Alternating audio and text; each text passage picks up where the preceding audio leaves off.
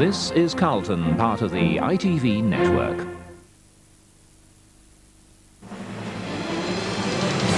Jill Dando shot dead. Was it an underworld killing? Tributes from colleagues, friends and relatives tonight. Now Yugoslav Deputy PM threatens street demonstrations. And Bradford and Bingley members vote to take the money.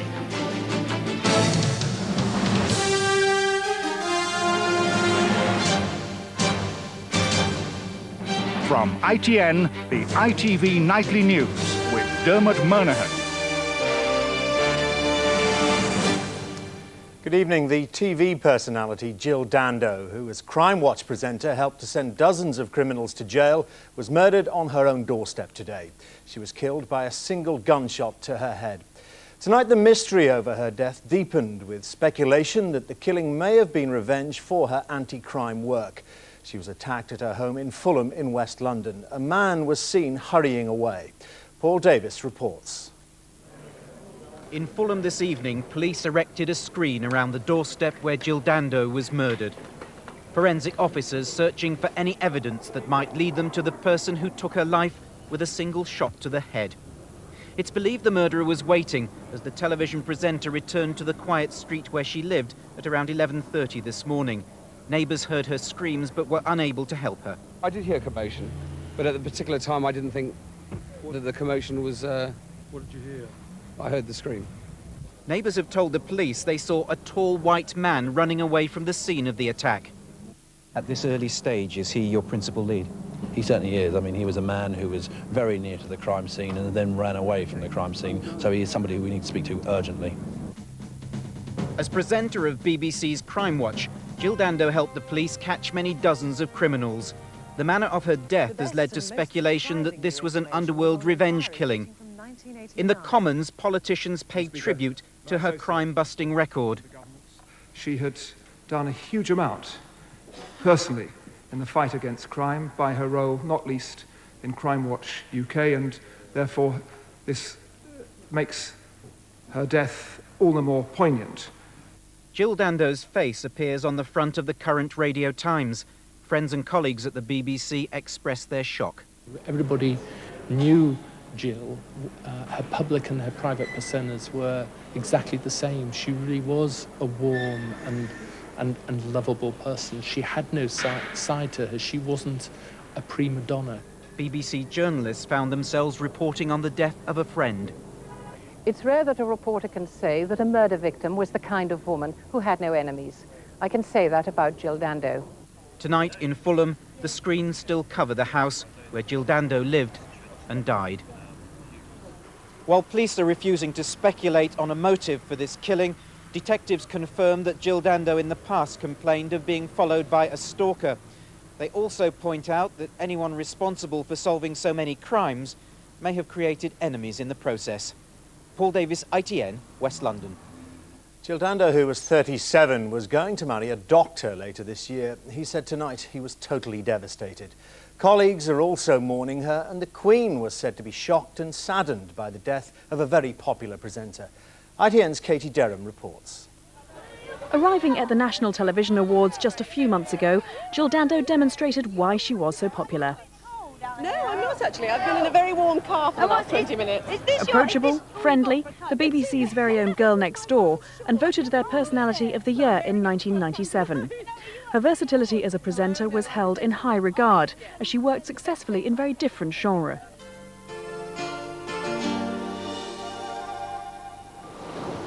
Yes, I definitely recognise this place, but was it the suntan, the chocolate, or the rum commercial they made here? Since 1992, she travelled the world presenting the holiday programme, becoming a household name in the process. She had recently announced, though, that 7 years was enough and that she wanted to spend more time at home. There were several... And then there was Crime Watch. Some have actually helped to relive the events in our reconstruction. The location... It was a programme she was always very proud to work on. Many have commented today that it is bitterly ironic that she should now be the victim of crime herself. Her colleagues on the programme still can't quite take it in. When people die, so often we hear people saying the obituary thing, saying just pleasantries about them, even though there was something which is, we're just not talking about, which was the other side of them. There wasn't another side to Jill. She was, as I say, if anything, better, nicer, more modest, more dignified, cleverer than anybody saw and took for obvious. First and foremost a journalist, she started on her local paper 20 years ago and then moved into local television news. Good evening. Urgent talks have been taking place at an Exeter bank this afternoon over the future of the Brixham and Torbay Fish Cooperative. But it wasn't long before national television beckoned. In 1988, she was snapped up by BBC News to quickly become a regular newsreader. There is just one story this morning, the dramatic end of the Gorbachev era in the Soviet Union. One of her fellow newsreaders paid tribute on an ITV special programme earlier this evening. Well, we felt in many ways, Trev, that there was an empty chair beside us because Jill had shared so many bulletins with me and my colleagues on the programme. And there was, in a sense, an air of unreality about it all. Jill was loved, I think, by the viewers more than almost anybody I know. She got an extraordinary response wherever she went. She was a star, but without being a star, if you know what I mean. She was a very natural person. And I think this news will shock the nation. I think it really will. She was a very beautiful, elegant woman and very responsible and mature and a real lady. There aren't many ladies left, are there? She was one. Jill Dando had at last found happiness in her personal life. After a number of well-documented broken romances, she announced her engagement in February. Her fiancé, Dr. Alan Farthing, this evening said he was unable to comprehend what had happened. The police had called him out of his clinic this afternoon to identify her body. Jill Dando's natural vitality in front of the camera, her popularity and her professional stature was such that she'd been chosen to present the BBC's worldwide Millennium coverage. Now, the TV industry and TV viewers are mourning the woman seen as one of the faces of the BBC. Katie Derham, ITN. And for the very latest from Fulham, I'm joined now by Nicholas Owen. Nick, what's happening there tonight? Well, the road where Jill Dando lived, Gowan Avenue, it remains closed. Police forensic teams are still working away, and it's said they will be right the way through to the morning. The only people allowed in and out of here at the moment, apart from the police themselves, are local residents, and they are all like the rest of the nation. It seems very, very shocked indeed. And there's the great feeling here that everybody's lost someone they sort of knew, whether they lived around here or not. One thing that did emerge this evening, Jill Dando was actually in the course of selling the house just down there. And Nick, is there any more information tonight about a possible motive? Well, thoughts are turning away from the idea of it being a stalker, which was everybody was talking about earlier on, to this whole business of perhaps it was something even more sinister. The manner of her death, a single gunshot wound, we think, to the back of the head, and then the way that the man who killed her, apparently who did the deed, left the scene, strolling and then breaking into a jog, glancing back at one stage. But this is somebody who seemed to plan pretty carefully what they were going to do, plan pretty carefully their exit. They weren't relying on a vehicle, they were able to slip away. The police are refusing to speculate, of course, but it does look as though it might just possibly be something that's known in the trade as a professional killing. Nick, thanks a lot. An apparent split in the Yugoslav leadership widened tonight when a Deputy Prime Minister, Vuk Draskovic, threatened street protests over what he said was an attempted army takeover of his party's TV station. He'd earlier called for the truth from President Milosevic about Kosovo. Julian Mannion's report has been monitored by the Serb authorities. Today they buried the first of the victims from the television headquarters bombed by NATO on Friday. With bodies still beneath the rubble, it's feared that the death toll may rise as high as 19. But the bombing has set off repercussions. Tonight, the Deputy Prime Minister Vuk Draskovic called a dramatic press conference to announce that the army is trying to take control of a small TV station belonging to his political party. Draskovic, who led the mass protests of 1977, told me that if the army doesn't get out, he will call his supporters into the streets. I hope this decision of the army is against the wish of Mr. Milosevic. In the case Mr. Milosevic supports that, we will enter the streets and demonstrate in the streets against this anti-democratic decision. Friday's bombing of the television headquarters has for the first time destabilized the Serbian power structure. President Milosevic now needs control of the remaining broadcasting centers. The Deputy Prime Minister Vuk Draskovic, a former leader of the opposition, is determined to hold on to his part of it. The coming hours will decide if Milosevic can contain this situation or whether it will spill over and damage his war effort. Julian Mannion, ITN, Belgrade. NATO bombs have destroyed the remaining bridge over the River Danube in Yugoslavia's second city, Novi Sad. The last of the 3 rail and road crossings there crashed into the river. Yugoslav TV claimed 17 people were killed in the attack. Allied commanders said the bridge was targeted to stop Serb troops moving south to Kosovo. The Prime Minister, reporting back to MPs on the NATO summit, said today that airstrikes against Yugoslavia were going to be intensified. He said it was now NATO's collective task to secure victory for justice over evil in Kosovo. Robert Moore reports. NATO has called the military encirclement of Yugoslavia the Ring of Steel. Today it was further strengthened with the arrival in Albania of the final elements of the Apache helicopter gunship force. There is no indication of when the Apaches will first engage Serb field forces, but NATO leaders, including the Prime Minister in the Commons today, are vowing to intensify the air war, and Mr. Blair highlighted the continuing atrocities. There has been organised, systematic rape of women, usually in front of husbands and children. Young men have been forced to dig graves, then shot. Whole villages have been razed to the ground. Some of the stories of the cruelty and barbarity practiced by Serb militia are evil beyond belief.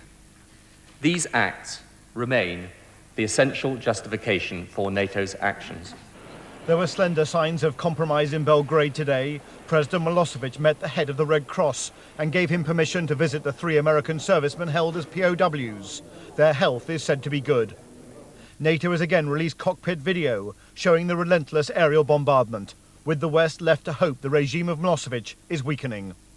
Every day when he wakes up, as you know, he does see, or at least I hope he sees, I hope he gets the news that overnight his military forces have been depleted by another percentage point, and that this is only going in one direction, it's going down.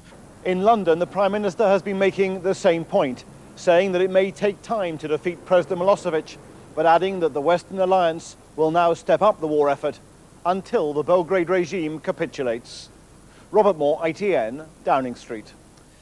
The Deputy Prime Minister, John Prescott, tonight held out a bit of an olive branch to the road haulage industry. He said he would look at the case for priority lanes for lorries on main roads, but the diesel and road tax rises would stay. He said there was no chance of unpicking the budget.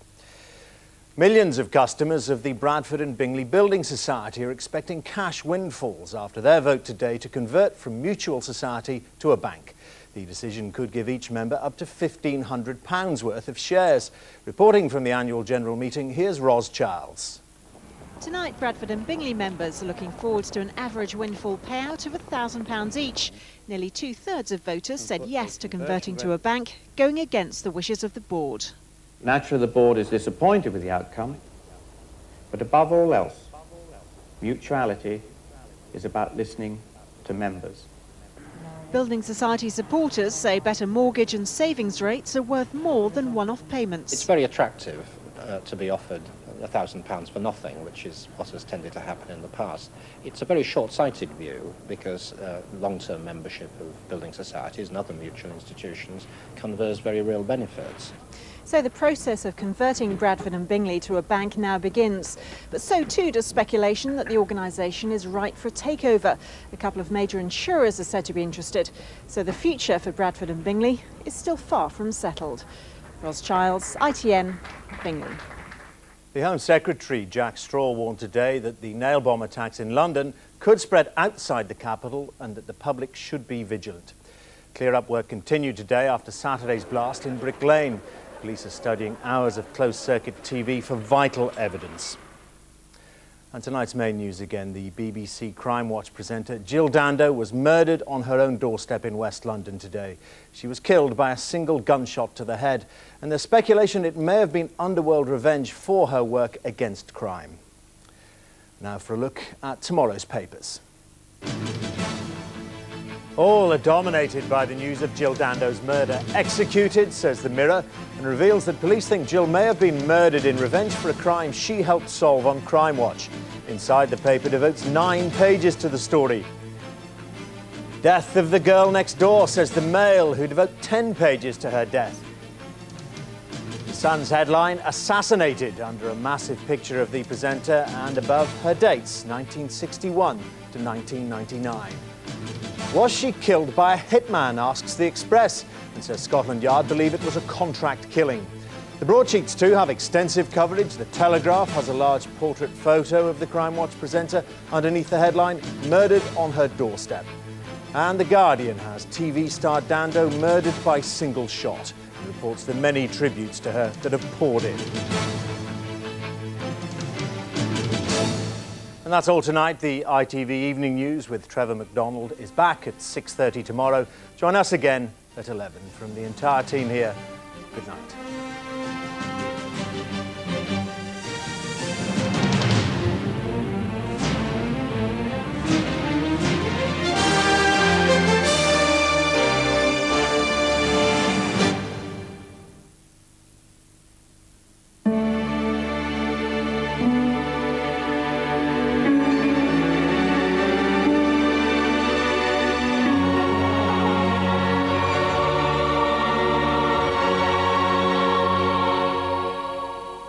Hello, good evening. Well, tomorrow may get off to a grey start, but I think most places ending up with a very pleasant day, some sunshine to look forward to. Overnight tonight, we still have a few of today's showers rumbling around, as you can see here on the chart, most of them dying away overnight, though eastern counties of both England and Scotland will stay grey and murky tonight, mist and fog and low cloud, and some drizzly bits around as well. A grey start then for the day tomorrow, already though fairly bright in the north and west, western Scotland, Northern Ireland. The clouds in the southern parts and the odd shower will soon die away, so brighter spells there developing through the day. Only eastern counties of England on the North Sea coast there are likely to stay rather grey, I think, through the day tomorrow. It means a range of temperatures in the west, in the best of the sunshine. 17 is quite possible, that's 63, but the northeast winds keeping that east coast of England down to somewhere between 10 and 14. Looking a little bit further ahead, the high pressure is here to stay, I think, for a few days at least. Weak weather fronts in the north, and that means for Wednesday a lot of dry weather around with temperatures near or a touch above normal. Similar on Thursday, which is a weak weather front troubling the north. Good night. Power Gen. Power, whatever the weather.